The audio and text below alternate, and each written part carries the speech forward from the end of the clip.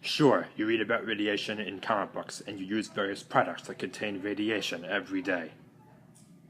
But perhaps you do not know exactly what radiation is. Who's that? Or for that matter, how radiation works, where it comes from, or how much of it you are exposed to every day.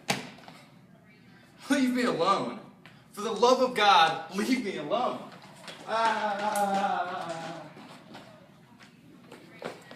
But today, we are going to show you all you ever need to know about radiation.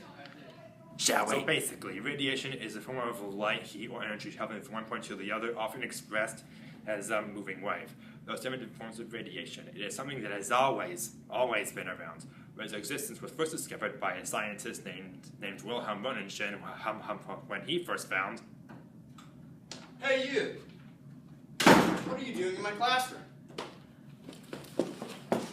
So in 1896, Morrison discovered X-rays, which are a form of energy that could penetrate most solids, depending on how dense they were.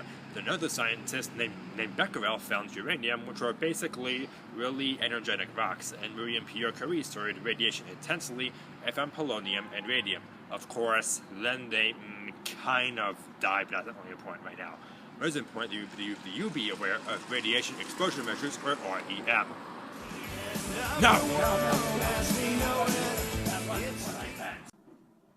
It is important that one is aware of how much radiation they are exposed to, because a large enough dose can be hazardous. A particular source of radiation is radon gas, a heavy gas typically found in the Earth's crust in some basements. You must be careful to get radon detector because radon gas is known to lead to cancer.